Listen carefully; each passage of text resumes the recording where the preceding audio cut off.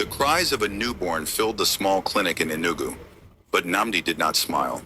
When the nurse announced, "It's a beautiful baby girl," his face hardened into stone. He didn't look at his exhausted wife, nor did he hold the child.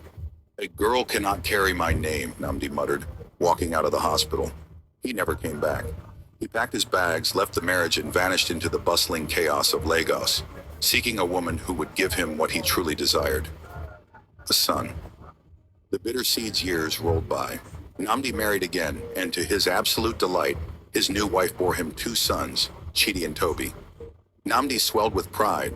He poured every naira he earned into them, spoiling them rotten, firmly believing he was building an empire for his lineage.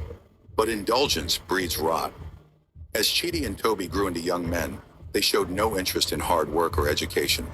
They became expert at spending their father's money, drifting into bad companies, gambling, and running afoul of the law.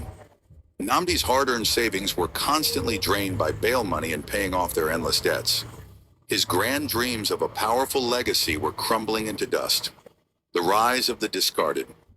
Meanwhile, back in the East, the girl he abandoned was named Amara, meaning grace.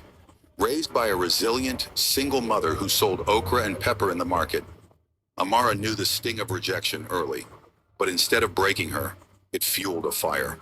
Amara studied by the dim light of a rechargeable lamp, gained admission to the University of Ibadan, and graduated at the top of her class in computer science. By 2026, Amara had tech ecosystems talking. She developed a fintech app tailored for market women across West Africa, securing millions of dollars in foreign investment. She moved to a high-rise apartment in Ikoyi, Lagos. She wasn't just successful, she became a big girl in the truest sense. Poised, wealthy, and deeply respected. The reckoning one Harmattan afternoon, Namdi sat outside his crumbling house in a Lagos suburb, looking aged beyond his years. Chidi had just stolen his old television to sell, and Toby was nowhere to be found. A sleek, midnight black Range Rover pulled up to the dusty curb. The doors opened, and a young woman stepped out, flanked by two assistants. She wore a tailored power suit, her presence commanding the entire street. Namdi stood up, squinting. There was something painfully familiar in her eyes. Amara walked up to the old man.